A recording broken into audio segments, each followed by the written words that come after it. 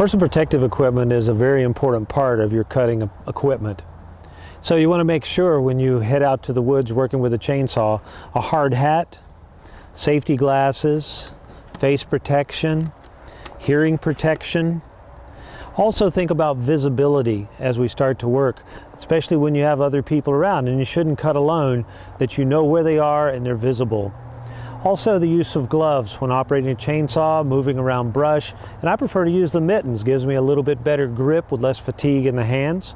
And also the back of the left hand gives you a little bit of reaction time type material built into it. Leg protection with a chainsaw comes in several different forms.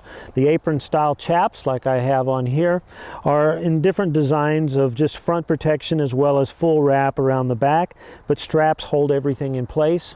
And these are layers of ballistic nylon. There's also pants available for different types of operators. Leg protection is not designed to be cut proof. Two different types is found in this particular garment. The white material is a warp knit nylon, the yellow is a Kevlar. The last PPE item is foot protection.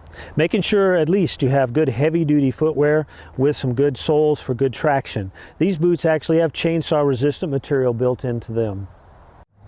A lot of people overlook the use of PPE when operating a chainsaw, whether it be because of availability or cost, but in reality, it's a very important part of your plan.